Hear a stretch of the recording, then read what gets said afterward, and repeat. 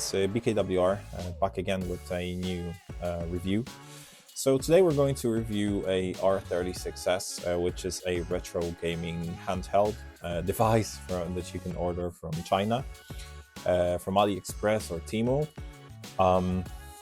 This little device is pretty interesting. It's very cheap. I was able to buy it for around 15, maybe 16 euros or so. So it's going to be around $19 to $20, which is not much.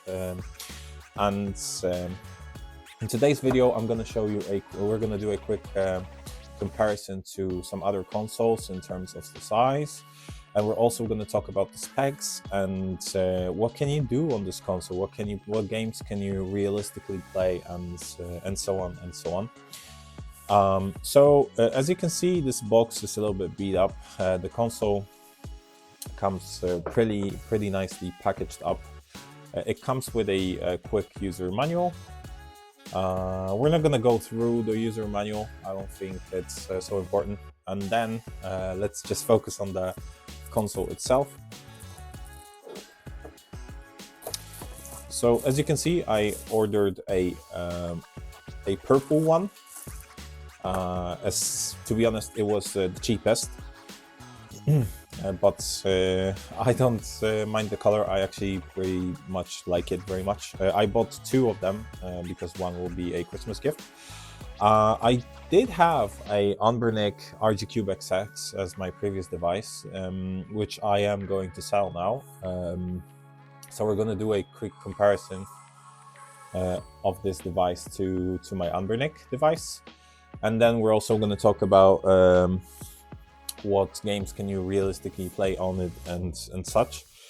If it comes to the device itself, it comes with this kind of like a no-name SD card, which I very much recommend you to just change right out of the box, because these no-name cards, they really tend to just basically die on you after a while. It's not going to take very much time until they're going to pretty much pass out. Sometimes it takes 2 weeks, sometimes it takes a little bit less time. So what I would very much recommend you doing is just getting rid of this SD card, copying it really, and to a branded one. I do have a Pytrot SD card in this Anbernic device, in this R36S device. This was pretty cheap. It was around 5 euros on Amazon or so. It's not very complicated to copy an SD card. If you want me guys to show you how to do it, just let me know in the comment sections down below and I will make that kind of a video for you. So if it comes to the device itself, we're going to quickly compare its size. So as you can see, here is my hand. So it's yeah, don't mind me being big. I'm not like ultra wide, but well, you know what I mean. So this device is not very big at all. I really thought it's going to be bigger. Here is the Anbernic RGCube XX. As you can see, this device is it's like a lot larger. So I would consider the R36S very pocketable. However, I would not very much consider the RGCube XX very much pocketable. And to be honest, I'm pretty disappointed with this device, especially after comparing it to this small guy. I paid around 60 euros for the Anbernic RGCube XX compared to 15 euros for this one. And in my experience, in my case, the Anbernic RGCube XX actually is a little bit worse in terms of playing PSP games. None of these devices is really made to play PSP games, let's be honest. However, the performance is a little bit better on this one. We're also going to do a review on the Anbernic RGCube XX and the Mangmi RX, which is a new device. So stay tuned for that one, guys. And sorry for me sometimes, kicking the tripod because it's in between my legs, and sometimes it's a little bit difficult for me to to not do it, so I'm very sorry. Yeah, if it comes to this device, it is a very handy little guy. The buttons are, let me just show you how they sound. Very much, they're not very quiet, they're not loud either. I would say that they're somewhere in the middle if it comes to clickiness. They're not annoying, it's in any means whatsoever. However, I feel like if you're that kind of person who is like living with someone in the same room and playing maybe at 3 a.m. at night, it might be a little bit noticeable when you're clicking them. So now I'm just gonna show you how they sound.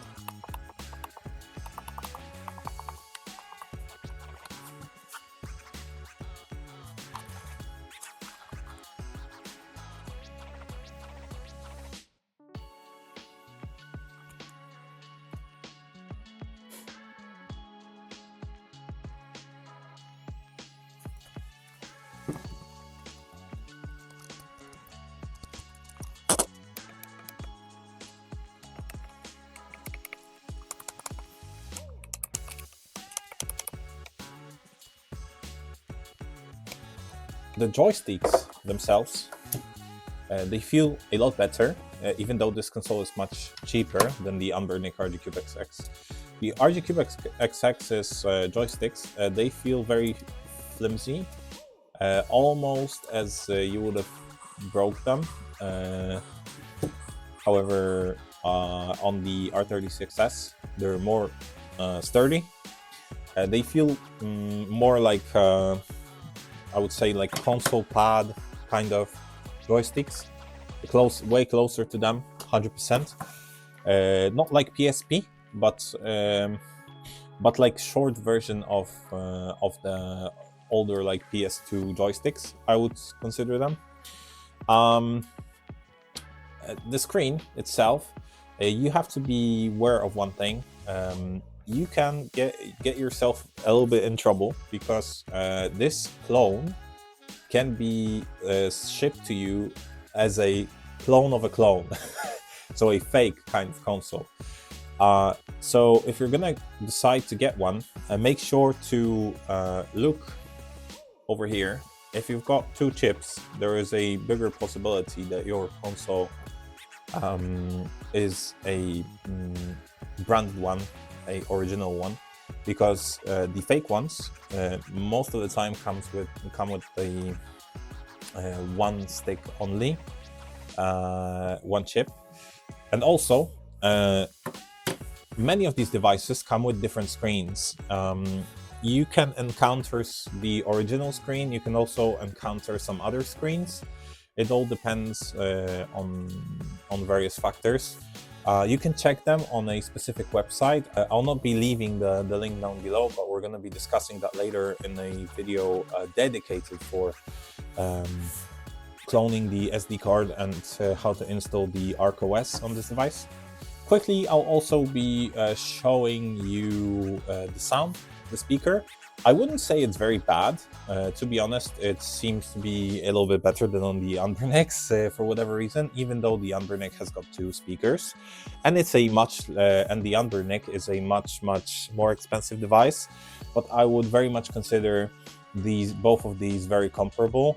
They're not very far apart, and I prefer the speaker from this one a little bit better for whatever reason. So yeah, let me just jump right into playing some games. I'm gonna quickly show you, I'm gonna quickly let you hear the sound of these speakers and stuff like that. Also, you can buy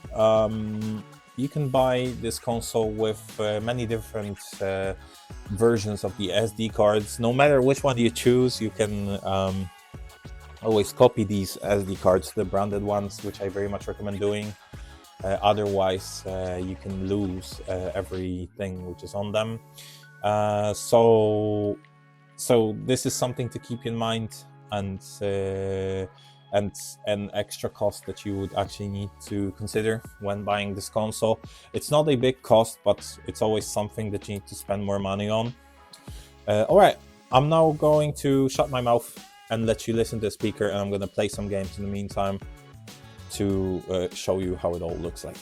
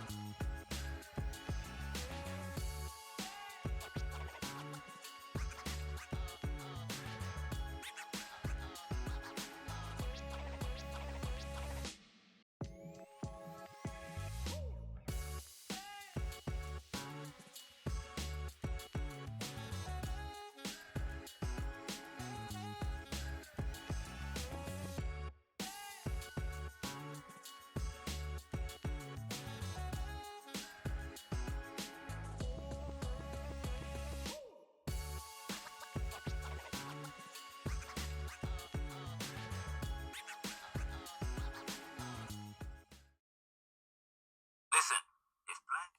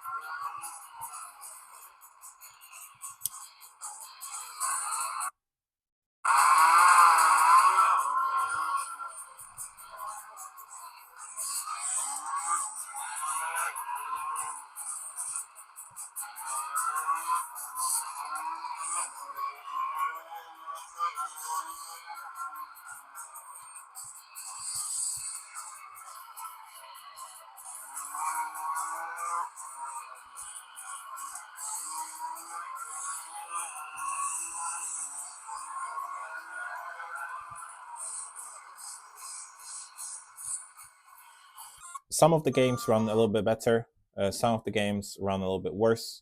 It all depends on what kind of system you want to play. If it comes to like simple Game Boy Color games and stuff like that, maybe Game Boy Advanced, there seems to be no problem playing these games. However, some of the more demanding PSP games, like for example MotoGP, seems to be a little bit too much for this console. It still seems to be around the same, maybe a little bit better performance, at least in my case, compared to the Unburnic RGCube XX. However, this is something to keep in mind if your main goal is to play PSP or maybe PlayStation 1 games. Would I recommend this console? Well, I would say more for the PS1, PSX, the original one. The PSP games are a little bit more demanding, so I would keep that in mind. It is a pretty handy little device. I very much recommend you to get it. I would actually more recommend you to get this device rather than the Unburnic RGCube XX. I know I've got a little case on it, but this case isn't really thickening it that much. It's just like a rubber piece of stuff, which is on the case itself. And as you can see, this device is much larger than the R36S, which is very handy and pocketable compared to this one. And also the joysticks on this one feel a little better. So I'll leave it up to you. However, Christmas is coming up. If you'd wanna get some discounts on this device, or maybe on some other Unburned device, I will leave a link down below to a Polish website where you can get the discount codes to AliExpress, and it's going to help you a little bit. This device is not, this video is not sponsored by Unburned or any other company mentioned here, nor the AliExpress or MangMe. I have paid for all the devices from my own money, and I would want to also say that the websites that I'm actually giving you the link to in the description with the coupon codes, I'm not related to them in any way. However, it is something to keep in mind that it might help you with maybe getting some additional discounts or something. However, this is a Polish website, so the codes might be specifically for Poland, so keep that in mind. If you're from other EU countries, always make sure to check the newest codes available to you from some other sources. And yeah, thank you very much, guys, for watching. I hope you enjoyed this little review of this device, and hope to see you in a next video. So thank you very much, and have a lovely day. Bye bye.